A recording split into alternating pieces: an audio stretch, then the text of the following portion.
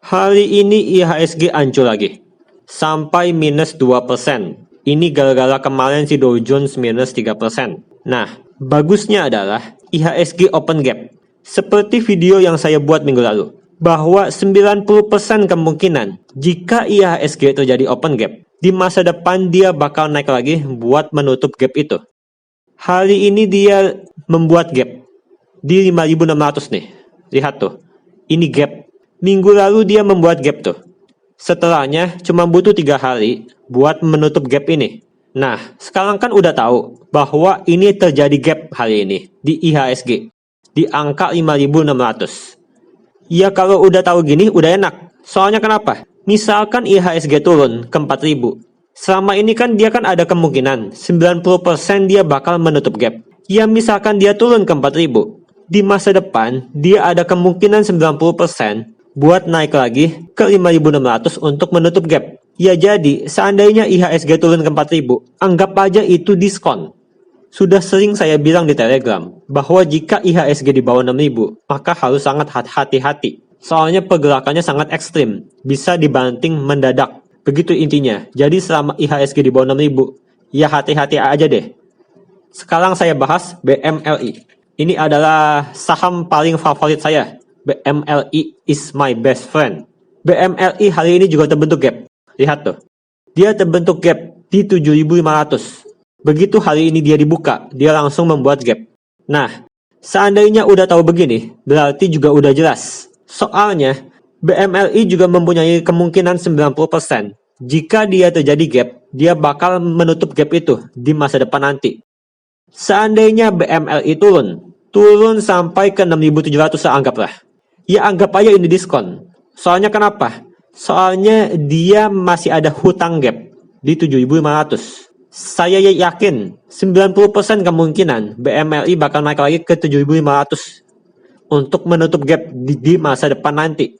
Makanya kalau misalkan dia turun ke 6.700, terus habis itu dia naik lagi ke 7.500 buat menutup gap, itu Anda bisa untung 12%. Begitu buat BMLI.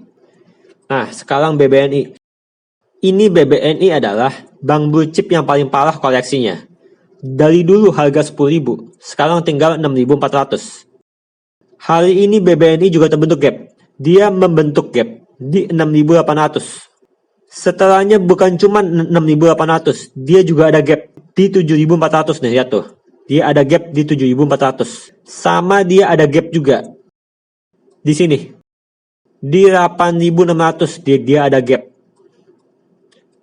Makanya saya yakin suatu saat si BBNI juga bakal naik ke atas buat menutup gap. Dia bakal naik ke 6.800 buat menutup gap sama ke 7.400.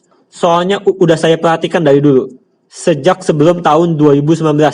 Setidaknya BBNI misalkan dia terjadi 10 gap, yaitu ada 8 gap yang ditutup. Berarti ada 80% kemungkinan dia buat menutup gap. Selain itu orang-orang di Stockbit juga masih optimis sama fundamental BBNI. Ya jadi percaya aja sama fundamental BBNI. Saya yakin suatu saat juga bakal naik lagi ke atas. Nah, bagaimana dengan BBCA? BBCA hari ini juga turun. Turun ke 31.000 sampai minus 3%. Ya tapi santai aja. Selama BBCA belum menembus 30.000, itu masih aman. Ya intinya support BBCA ada di 30.000. Seandainya BBCA tembus 30.000, ya itu harus hati-hati. Saham banking yang saya pilih sewaktu IHSG kacau begini adalah BJTM. Tuh, setiap hari saya posting di Telegram saham-saham yang saya beli. Sewaktu kemarin saya beli ACES sama BJTM. Soalnya sudah saya perhatikan. Sewaktu kemarin si Dow Jones turun sampai minus 3%, hanya saham si Consumer Goods yang bertahan. Lihat tuh, ini saham-saham Consumer Goods yang bertahan. Saham lain hancur total. Makanya saya beli ACES. Si ACES ini hari ini cuma turun 2%. Si BJTM juga sangat kuat. Dia cuma turun 0,8%. Nah, saya beli BJTM soalnya saya perkirakan dia bulan depan bakal bagi dividen. Seringnya BJTM dia bagi dividen bulan April atau enggak bulan Mei. Seandainya Anda beli sekarang, itu dividennya setara dengan 6,5% yield. Nah, bagaimana dengan BJBL? Sebenarnya kalau dilihat dari fundamental, si BJBL ini baik-baik aja. Ini tetapi pergerakan harganya benar-benar zigzag sideways begini, sama sekali enggak uptrend. Makanya kalau misalkan kalian mau beli BJBL, ya incer aja dividennya. Ya jadi kalau misalkan saham harganya turun, ya jangan takut dulu. Lihat dulu fundamentalnya. Seandainya fundamental dia masih baik-baik aja, ya anggap aja itu diskon. Soalnya selama fundamental dia baik, dia bakal naik lagi di masa depan. Yang bahaya adalah kalau fundamental dia turun, bahkan sampai rugi. Seperti Adro nih, dia di Q4 2019 dia rugi. Nah makanya, begitu si Adro rugi begini, saya langsung memberikan peringatan bahwa saya lebih milih PTBA dan ITMG, soalnya dia untung. Makanya lebih baik pilih saham yang untung. Ya kalau bisa untung terus menerus. Mau bursa saham lagi krisis juga, dia harus untung terus. Begitu intinya. Selain itu saya juga mau menginfokan bahwa ada bab terbaru di buku saya, yakni bab rekomendasi saham dan jurnal trading saham. Seandainya Anda lihat buku saya, ini ada rekomendasi saham. Semua saham berfundamental baik yang saya beli serta saya incar bakal ditulis di sini. Bakal saya infokan semua di sini. Sekarang kan si IHSG kan lagi ancur, makanya saya sesuaikan, saya pilihkan saham-saham yang berfundamental baik, yang benar-benar kuat, yang bakal naik puluhan persen seketika IHSG pulih. Saya tulis semuanya di sini, di rekomendasi saham. Serta ada juga jurnal trading saham. Semua trading yang saya lakukan setiap hari, saya update di sini. Di jurnal trading saham. Seandainya Anda mau lihat daftar isi, lihat aja di sini tuh. Di daftar isi buku trading saham anti bangkrut. Di sini nih. Ini diklik. Nah, ini berisi daftar isi. Semua isi buku saya ada apa aja. Tuh, ada jurnal trading saham, ada rekomendasi saham, sama indeks kapten saham. Seandainya Anda ingin baca ini semua, cukup traktir. Satu POPMI senilai 4.999.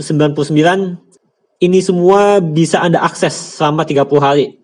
Ya anggap aja Anda bayar duit parkir di mall sejam buat mengakses semua ini. Semua buku saya, sama rekomendasi saham, serta jurnal trading sama portofolio reksadana saya yang terus saya update. Saya yakin kalau Anda udah baca ini, Anda enggak bakal bangkrut di saham. Anda mustahil bangkrut di saham. Begitu intinya. Selain itu, jangan lupa juga untuk follow Instagram saya. Soalnya saya paling update di Instagram dan Telegram. Serta jangan lupa juga subscribe channel YouTube ini. Terima kasih.